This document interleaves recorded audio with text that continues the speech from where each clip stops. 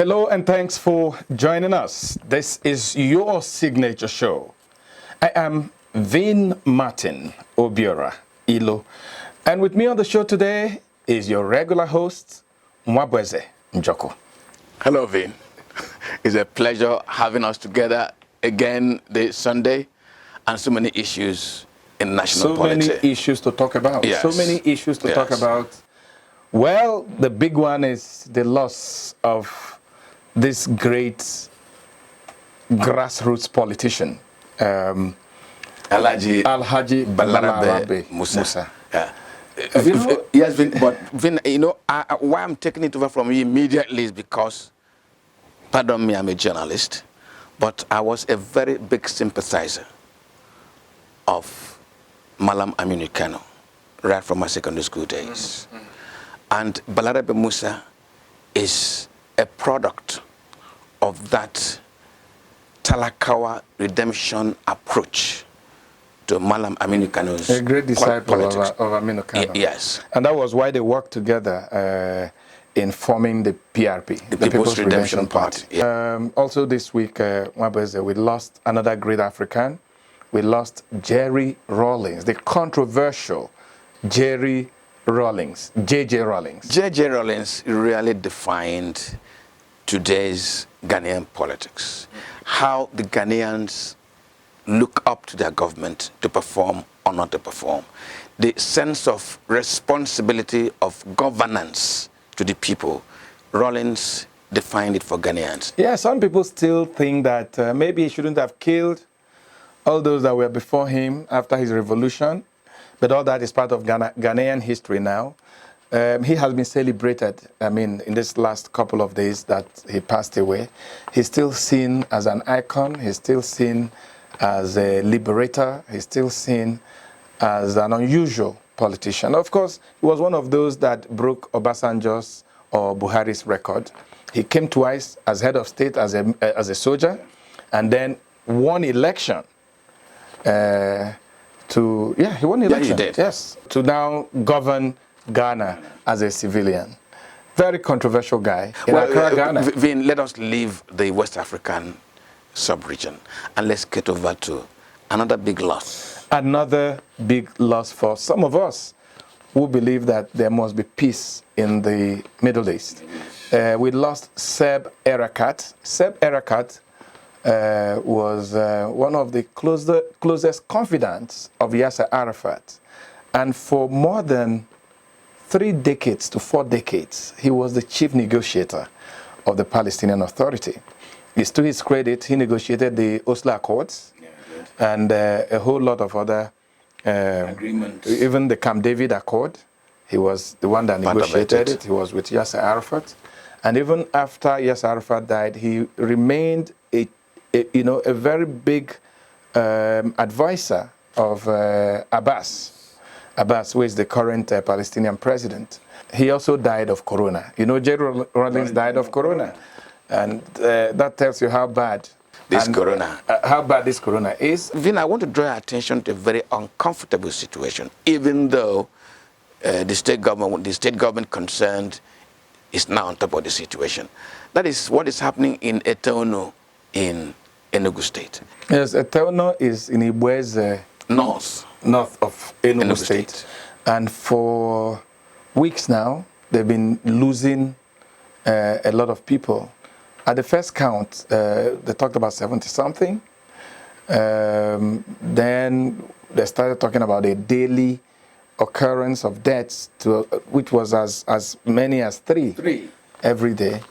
I remember we carried that report. Yes, we carried that report. One of our colleagues, really, Michael Ile-Boago, visited that community, and he brought a report that touches the heart, where the people now say they're not even sure of surviving till tomorrow. And they're also not even sure whether they belong to Enugu State or Kogi State. Let's take the report. Last week, Enugu State activated its Health Emergency Operations Center for yellow fever in response to the outbreak of the disease in Etuno and Umapu communities in Iweze North local government area of the state.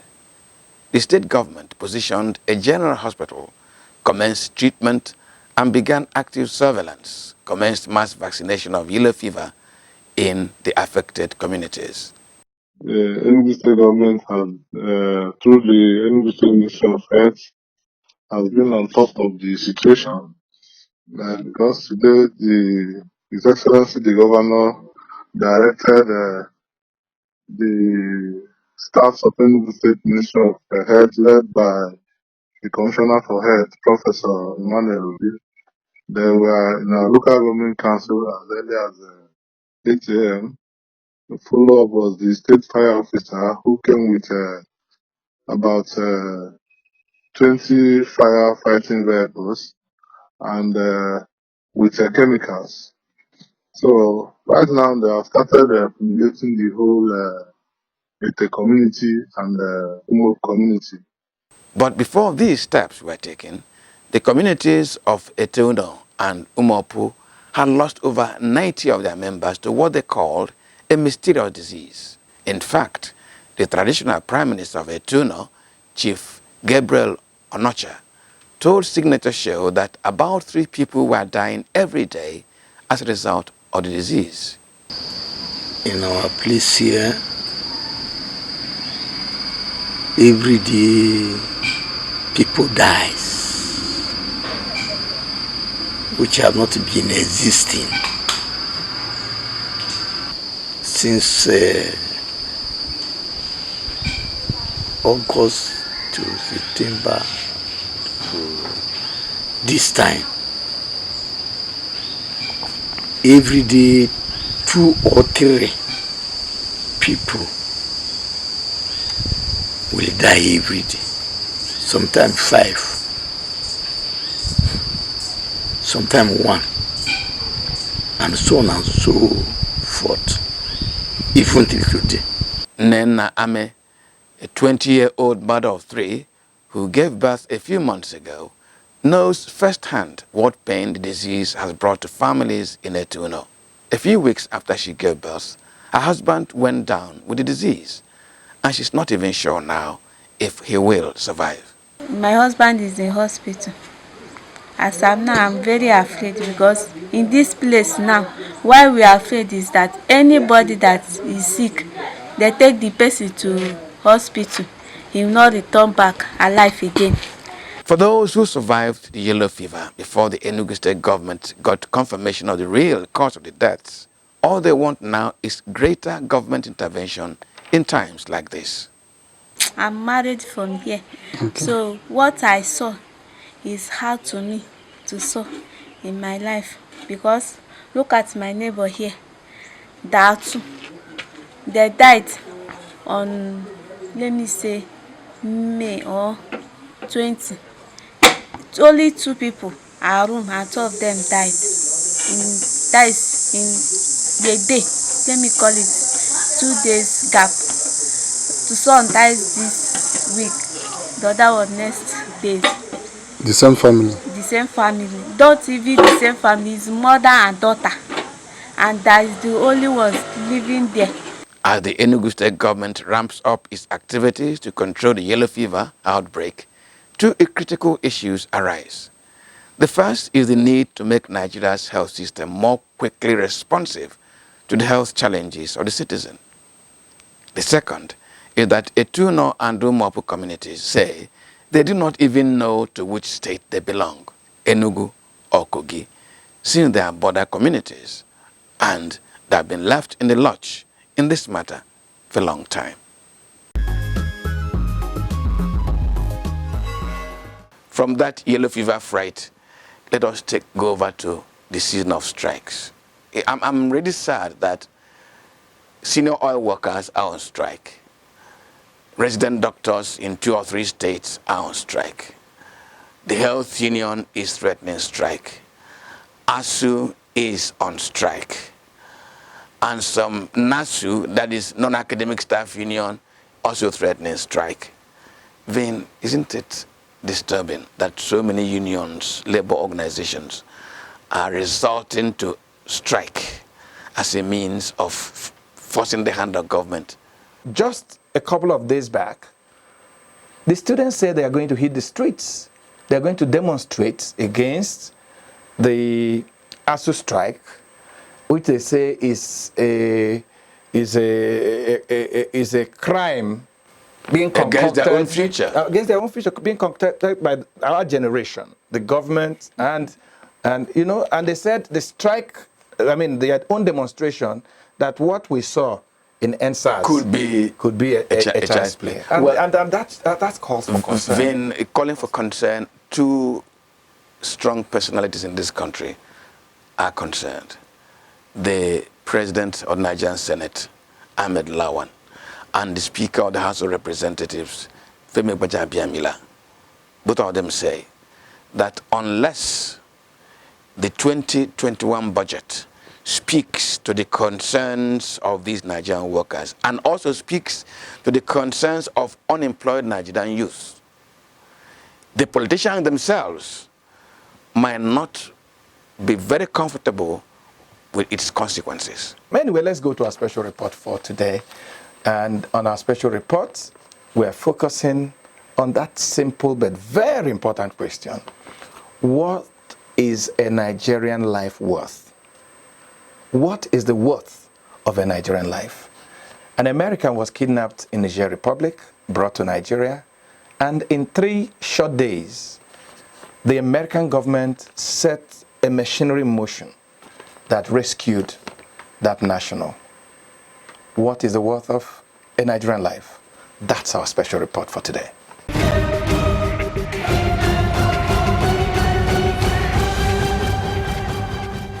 On Saturday, October 30th, United States Special Forces, Navy SEAL 6, conducted a rescue operation inside Nigeria's northwestern state of Sokoto.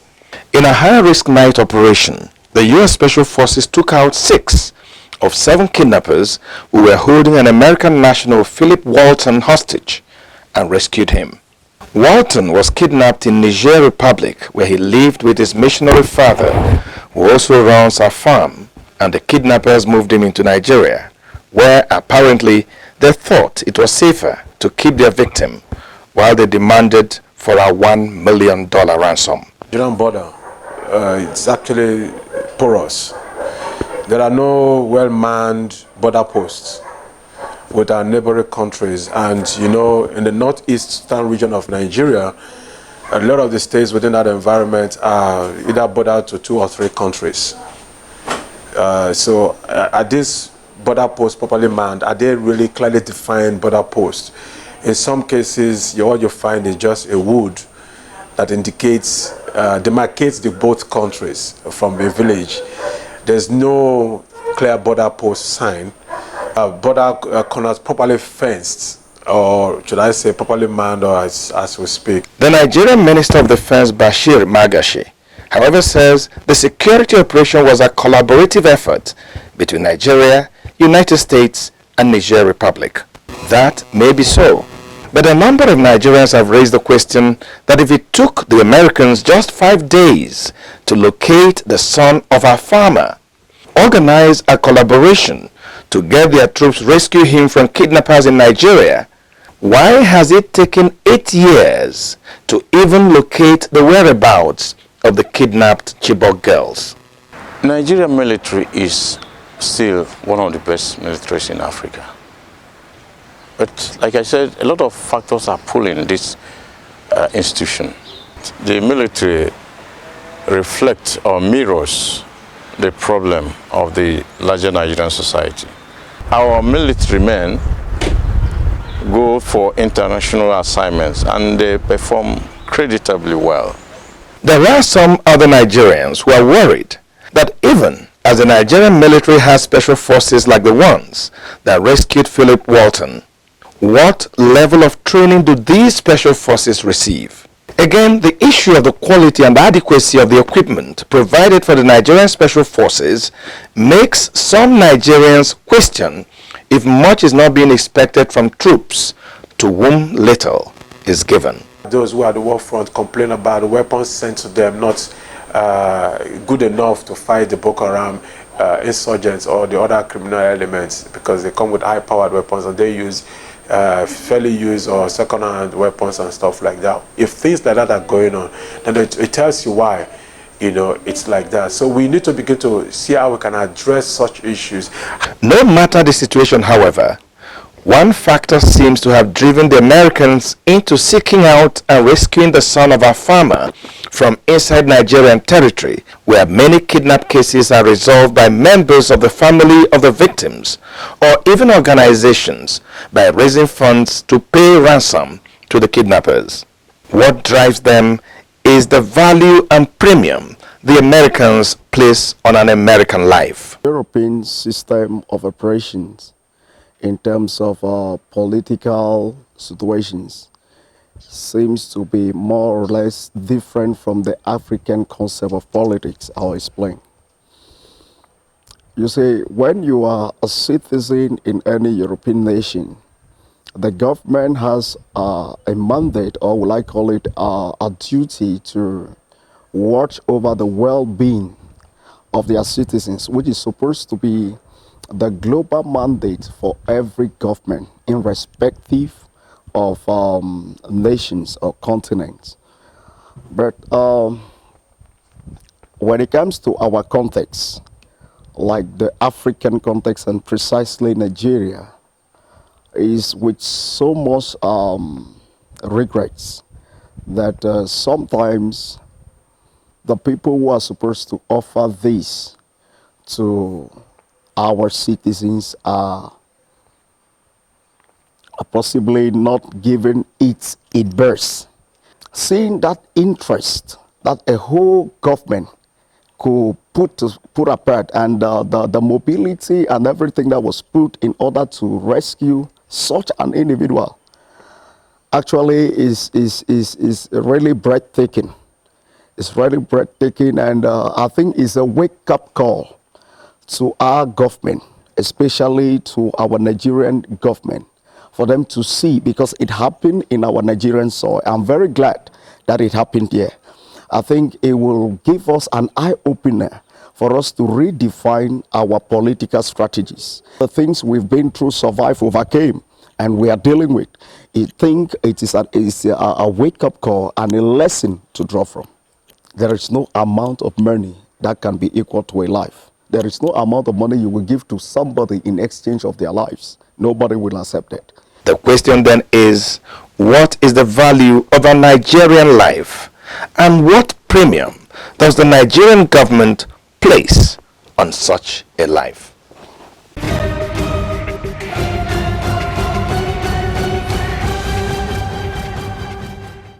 Well, the worth of a Nigerian life, that is in the context of a nation valuing its citizen, no matter how highly placed or how lowly placed.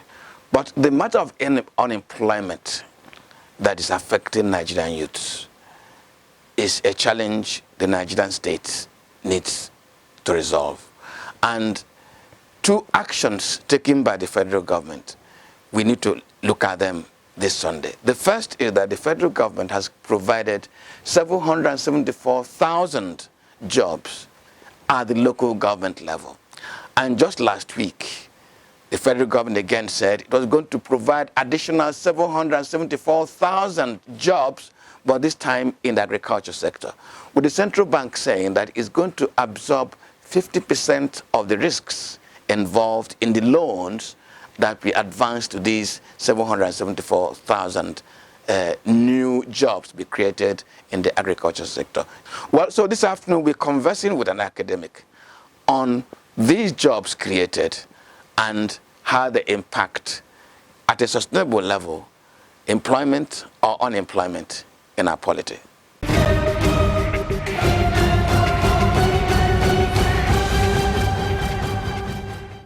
Well, let me welcome you to the conversation segment of the Signature Show this Sunday. Now, this afternoon I have a guest, Professor Ben Akanebu, who is an intellectual and economist from Nile University. We are going to interrogate how these jobs address the unemployment challenge, at least within the youth bracket, and other issues there too. Professor Ben, you're welcome to the conversation. Thank you very much. Thank you for having me. Prof, 774,000, another 774,000, that's a number, isn't it? Don't you think that this is big enough to begin to make an impact in the unemployment challenge Nigeria is facing? It is a good beginning. It will definitely make impact in the short run, but I don't know about that in the long run. I would say I give kudos to the federal government for at least starting something, at least letting the kids be engaged. But I don't think that will solve our unemployment problem. But it's a good beginning. There are ways you can create sustained employment, not just by creating 774,000 jobs and another 774,000 jobs, which is still under 2 million employment creation. If government could, in the short run, do what they are doing, but the most important thing is that the government should be able to create the enabling environment for the organized private sectors to thrive. Because in the long run, it's the organized private sectors that create jobs, not government. But government can give the incentives to them through infrastructure, provision of infrastructure, like good access to water, good access to road, good access to electricity. Those things will encourage the private sectors to reduce their cost. And once their cost is reduced, the tendency is that they make profit. And once they make profit, the next thing is that they will have enough to employ, the youths and others.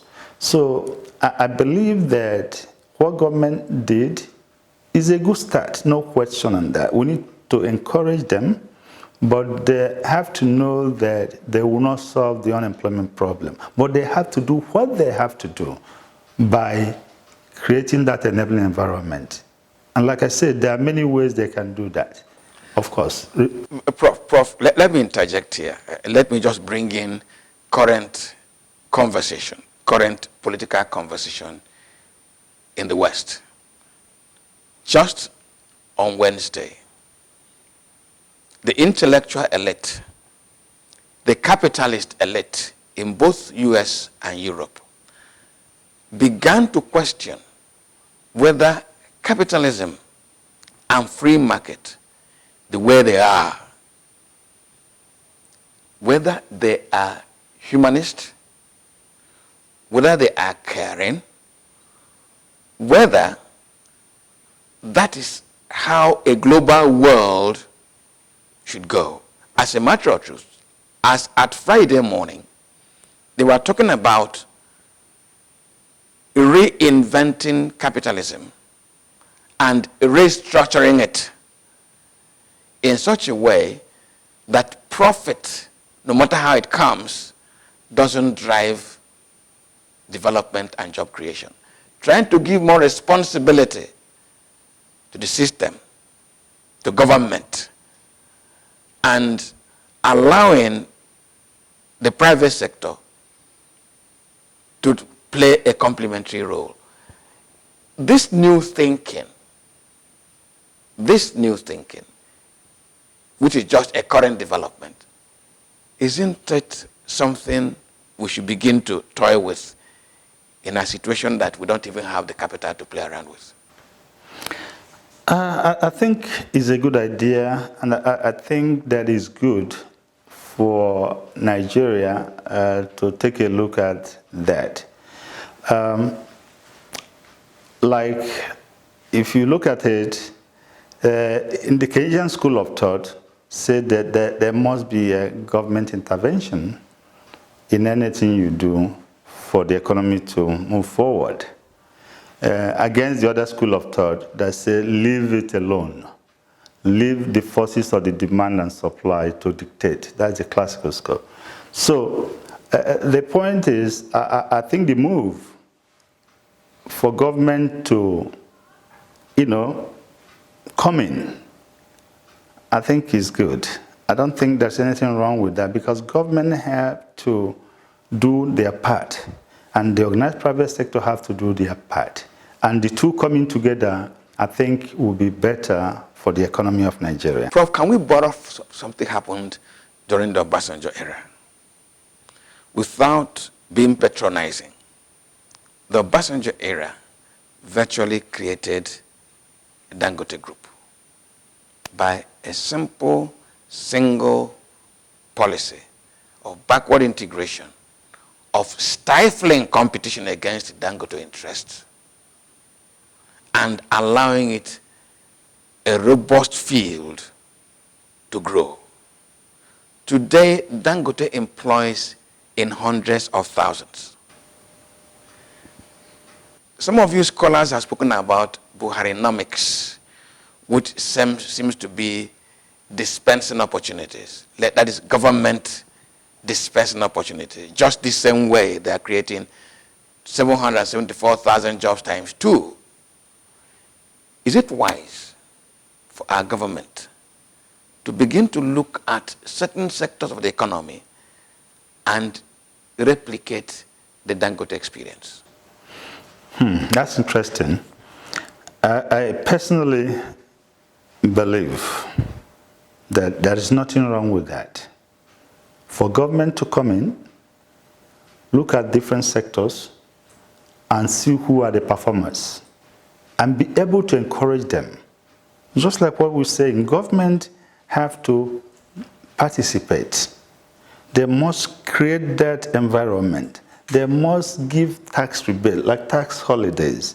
They must be able to reduce tax for the organized private sector. So there is nothing, and I think they should go that way.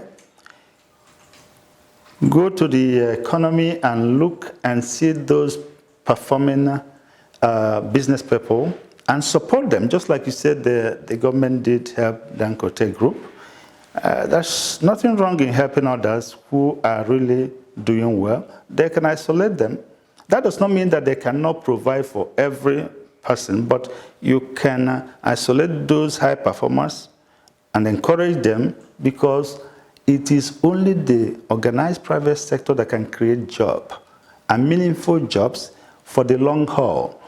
So the fact of the matter is that government should be able to, like your question, isolate those people who are high performers like Dangote. There are people like, if not as much as him, but at least to some extent. So I think they should do that, and I think I encourage that. There's nothing wrong with that. Prof, that's a mindset I want you to interrogate. Some establishment mindset that says, when we encourage a business to grow, we are doing a favor to that person. And therefore, I select whom to give this favor or whom not to give this favor. Is it a favor, really, for government to isolate some groups and encourage those businesses and letting them to grow within the national economy? Personally, I don't think it's just a personal favor, but it's a wide societal favor, because we should be looking at the long run. But in doing that, we must be sure who we are selecting. What is the yardstick of the selection? We have to be fair to everybody. It has to be open, transparent. And once it's transparent and we are making sure that we are getting the high shooters in the economy, I don't think it's a personal favor, it's a societal favor. It will, at the end, encourage and help everybody. It will create more jobs. The key is that we need to create jobs. And we need to encourage those who are doing well already. Okay? We are not saying that we're not going to help, the basic provision of infrastructure. No. But we are saying we are doing that, being mindful of the fact that there are people who will create more jobs than others. So we can gear our attention to those groups. Either is in the agricultural sector or in the light manufacturing sectors. But in those areas, we have people who are performing. We can't continue to just be dishing out a small amount of money to 774,000 people every year. It's not making much impact. That's not job creation. You are employing them, but that is not creating jobs. Creating jobs is specifically done by the private sector. You need to encourage them. They are the ones that create the jobs. Okay? So to me, if they can do that, if they can isolate those high shooters, there's nothing wrong with that. Look at Dangote. Dangote has created many jobs. It's because of the help he gets from the government. Okay? There's nothing wrong in, for example, the custom duties for those who are bringing in maybe the capital equipment to get into agriculture or light manufacture. You can give them zero duty. You can say maybe a tax holiday for 5 years, 3 years. This is how job is created. This is the supply side economics. That is the only way. I have to say the way it is because that's the only way.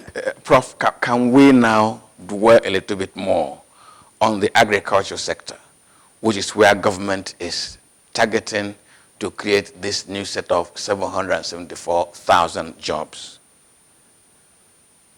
Is our agriculture sector attractive enough now to absorb 774,000 products of Nigerian universities who indeed are the people agitating for these jobs? Or are we creating these jobs for,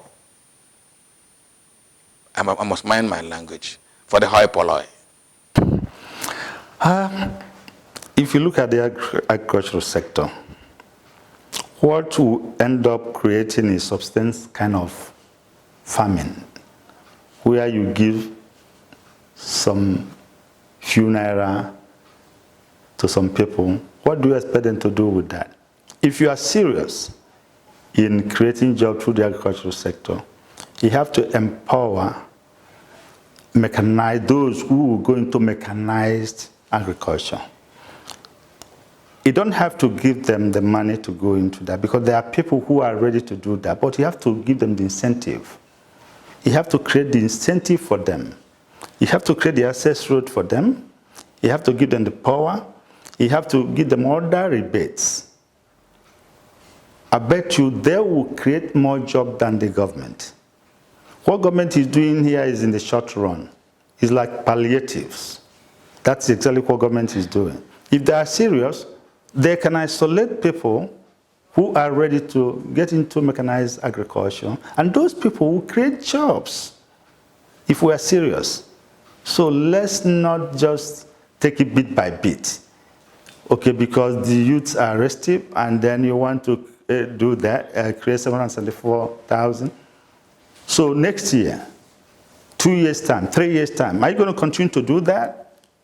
And that will all be substance kind of farming. That will not help Nigeria. It will not help the economy. What will help the economy is for government to isolate those who want to go into mechanized farming and assist them. Not financial help, not giving them the money. Yeah, you can encourage them to get loans at reduced rates.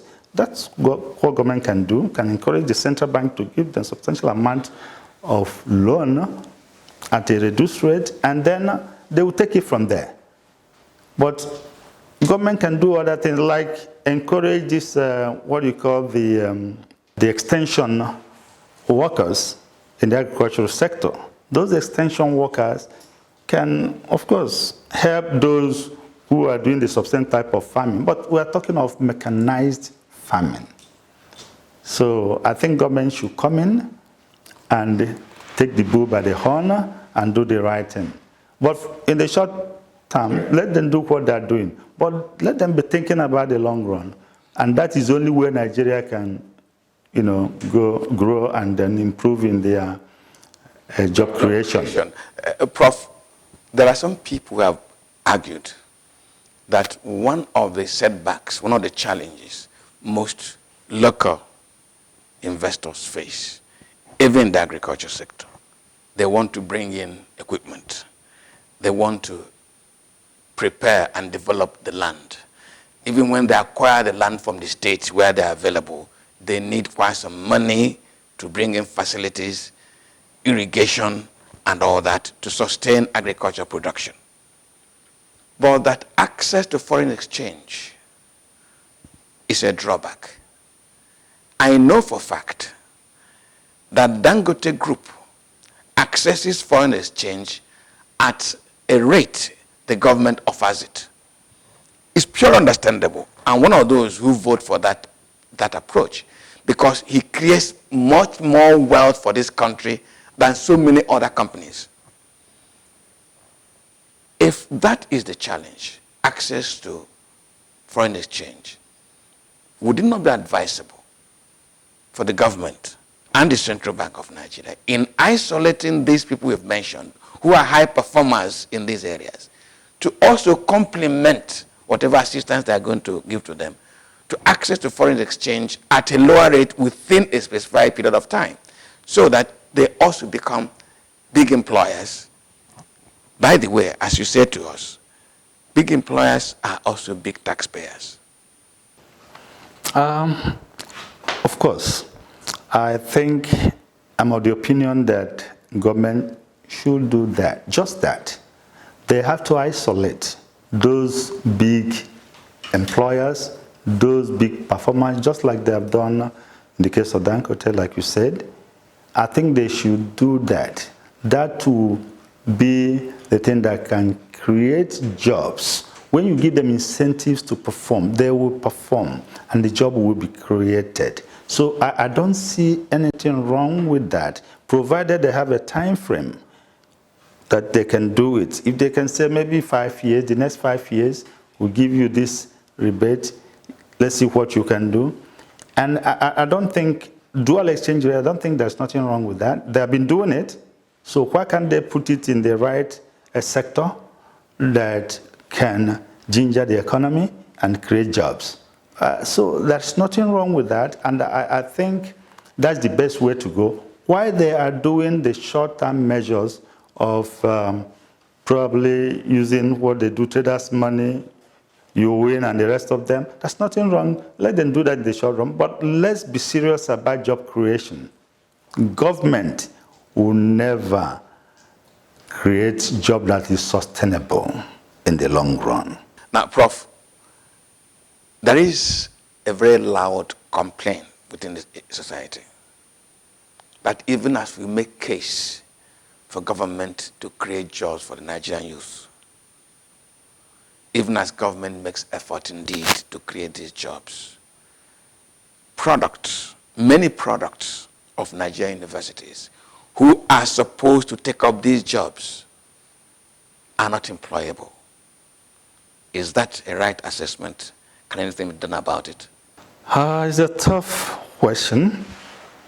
I believe that if government do the right thing and do what they're supposed to do in the educational sector, I think things will improve. For example, the infrastructure in the university system is nothing to write home about. The government has to come in and provide those infrastructure that the students need to learn.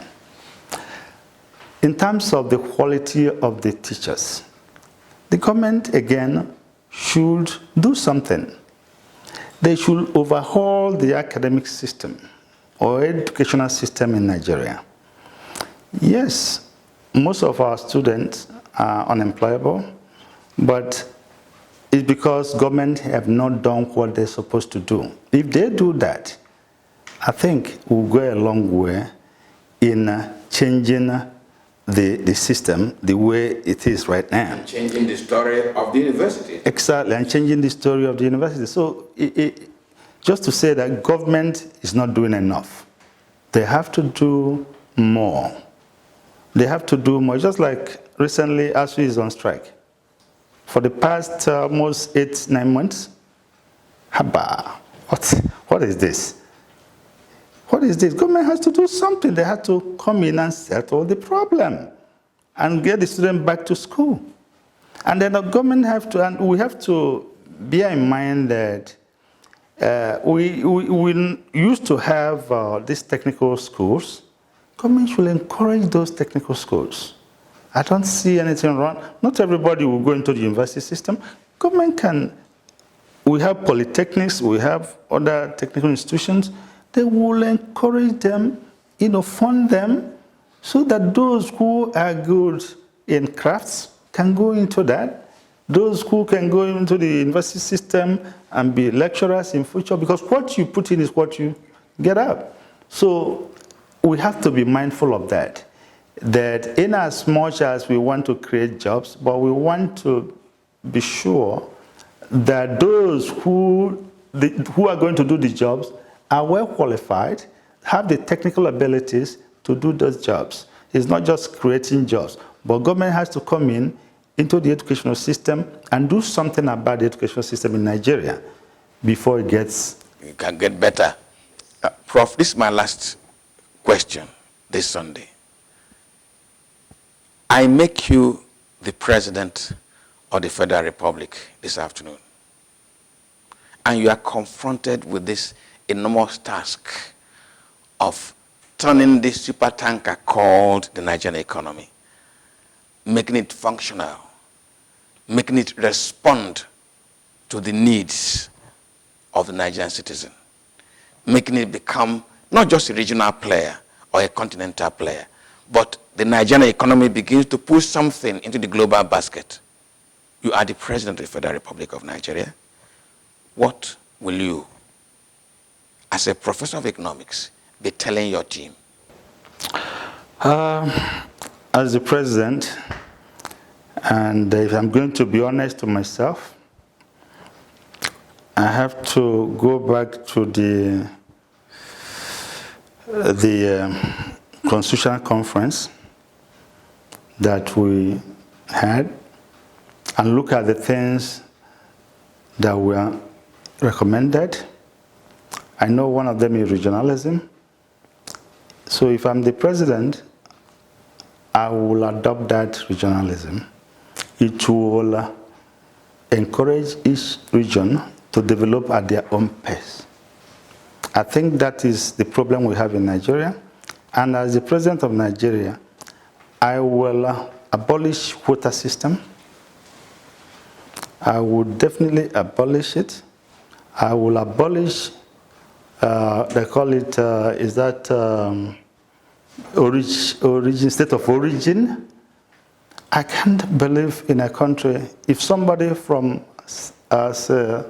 Lagos State is born in Kano, he hasn't been to Lagos, and then he grew up in Kano. And wants to invest in Kano and time. Everything in Kano, and then you talk of state of origin, that he's from Lagos, and so he's not going to get the benefits in Kano. That does not make sense. So we should begin with the fundamentals. When those fundamentals are correct, then we will think about the way to move this country forward. And then we have a system where even the government agencies, they seem to be biased in the employment. You go to a particular parastatal, you see most of the people in a particular part of the country. I think I will abolish that. I will have fair deal for everybody. Fair share for everybody. No matter where you come from, no matter what state you come from. If I begin to do that, I believe that the system will be better for it. The thing that happens to this country is that we are not looking at what somebody can be able to do, but who the person knows. When we abolish all those, as a president, I will abolish that. I will choose the best. And once that is done, I think I think this country will move forward. So, just like you asked me, I have to change all those fundamentals and then think of ways to make sure I encourage those entrepreneurs who I know that can perform and can deliver and create more jobs to the teeming youths of this nation. Professor Ben Akanebu, thank you very much for coming to the program. Thank you for inviting me. Let the conversation continue next Sunday. My name remains Buhari'S Njoko. Good afternoon.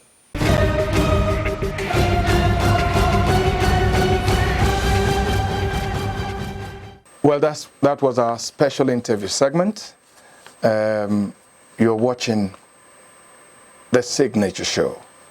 And I think that's where we're drawing our curtain today. That's our curtain for today. It's been a pleasure spending this last 45 minutes with you. But don't forget, if you joined us late or you want to watch this program again or watch our older editions of The Signature Show, go to www.signaturetv.org.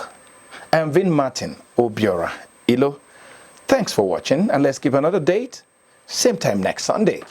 Well, I remain yours sincerely, Buhari'S Njoko. It's a Sunday rendezvous, but please still stay with us as we bring you corruption story immediately after. Good afternoon.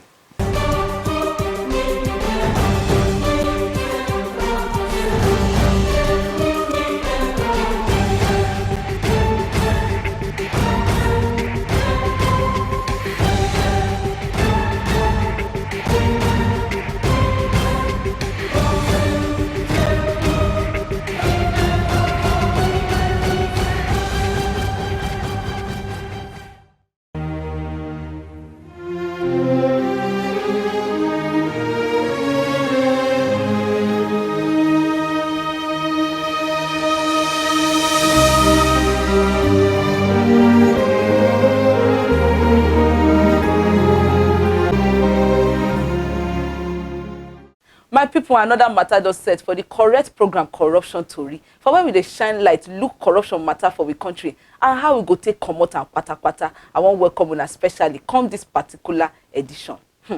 My people, shebi una sabi say that talk wey dey talk dey true. The yarn wey dey talk say mugu wey fall, na im give guy man work to chop. If mugu no fall, guy man sef no go chop ba. Una sabi say the thing wey dey shake our mind pass. Now many people wey go shine their eyes, carry sense for hand, still stroll enter the hand of 419 wey dem go collect their money clean. E dey be like say sometimes their ear no dey hear all the warning wey dey everywhere from police and other security agents dem. Even people sef wey 419 don show pepper before they talk am every day. 419 dey o, 419 dey o, or na just long throat. But e still get people waiting today, then they fall. Anyone wey e be, e no dey ever end well. My people for Kaduna, wey dey Kaduna State, one Johanna Adamu, don dey yarn court now on top how e take gba 1.5 million naira comot for two people hand at different times with the same lie tori of say him as him own person fit to help them buy motor wey Pijo Automobile Nigeria Limited dey auction comot. The tori of how Johanna, the guy man, take whack these two mugu wey give am the money about their own handle, na im be with corruption tori for this Sunday. Abeg, make you tanda with us. This na corruption story.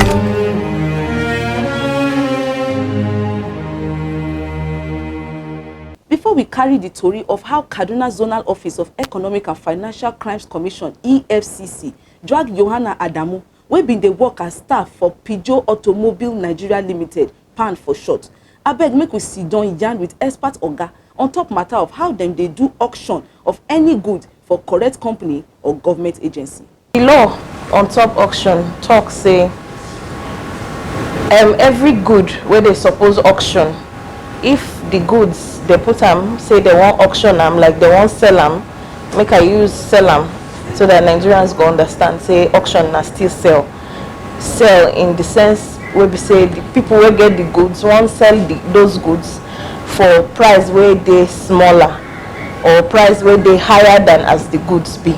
So the law talks say for Sale of Goods Act, so anybody who wants sell in goods by auction go follow as the law talk for section 58 of the Sale of Goods Act, subsection 1 to 3. e talk say goods wey plenty go dey for different contracts of sale, and those goods before they go sell am, they go go through a process.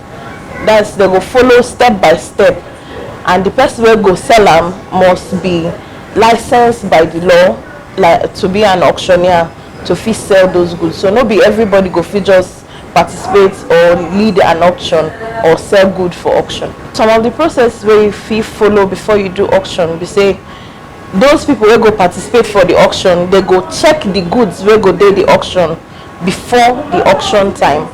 The goods go dey listed before that auction, and another procedure be say all those people wey go participate for that bid, they go register them before the auction, give them like numbers where they go take bid for the auction. You know, say for auction you no go fit stand up say I be so person to take bid, but na that number where you go hold for that card, now you go fit take bid to take buy wetin you wan buy. The reason to establish such process, you know, say auction at times they come from different reasons. Either person take loan, you no fit pay the loan, then you wan sell the property to take recover the money, or person seize goods and those goods just dey there, they no get use. Government fit say okay, make we sell am to people to take recover some revenue. Those processes they put am in place so that corruption no go dey or fraud no go dey. You no go dupe person, or person no go lose im money unjustly. Na im make dem put those processes for auction. Now wey we don sabi how correct auction dey work, we fit follow the waka of how these moguls take lose money. For Wednesday, October 14, 2020, the Kaduna Zonal Office of EFCC arraigned Yohana Adamu for front of Justice M.T. Adio of Kaduna State High Court for one count charge of cheating and magomagorish collection of money with lie. Dem say Yohana, wey bin dey work for PAN, collect different money from two people with promise say im go make sure say dem get correct motor wey PAN dey auction comot. For May 2019, this man wey know say im no be auctioneer, im no dey work for PAN again o, nobody give am auction work, e still collect 1 million naira from Samuel Abatuba as money for new Peugeot 301 sedan motor wey dem say PAN dey auction. After I collect the money finish, im no fit get the motor for the man, of course, and im no fit to return the money. If you wan buy goods, you better when you go directly to the company, or you better when you go directly to the company, because going through person, that person will carry money run, and the thing fit backfire, and if you backfire, you know they good. Just like wetin happen now. Wetin you even order no come be wetin you expect.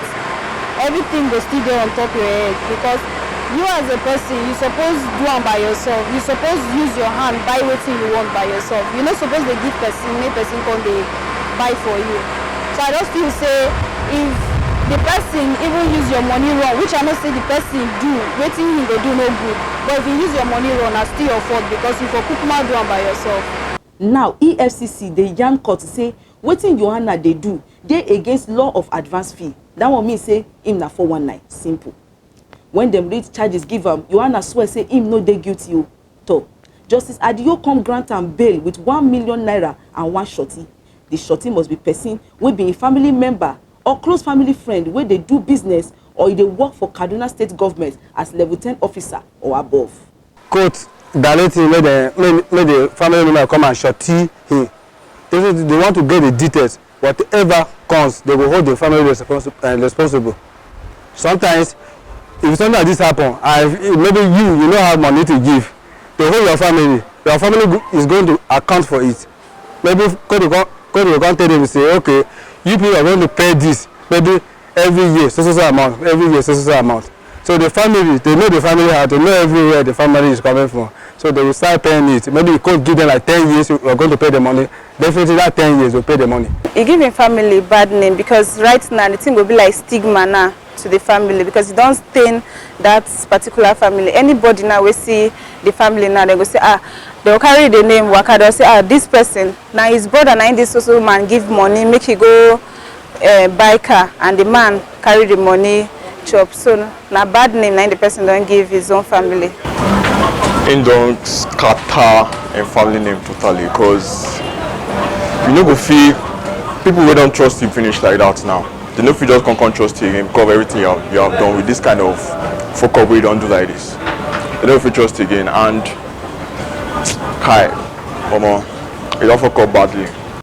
Johanna trouble never finish. After that first charge, EFCC carried the second one. Come young court to say Johanna still thief another man money with 419. One Katuka Bobai give am 500,000 naira as he promised the man say he fit get am Peugeot 307 from the auction sale with pan. As he collect the money gazoro and finish, Johanna turn to spirit wey dem no dey see, dem no dey hear am again. When they finish second charge, Johanna do round 2 swearing say Sam he no dey guilty. Judge come grant am another bail of 500,000 naira. One thing about us be say we prefer to have things easily done even if we are not qualified for it. As a person, if you want buy anything that is supposed to be as in auctioned properties, it better make you go to the company straight, meet either the secretary or follow the right channels. We will be Nigerians, we don't like to follow right channels. And if you don't follow right channels, now this kind of mugus you go fall for now. Dem don kuku adjourn the court case till January 2021. This na corruption tori.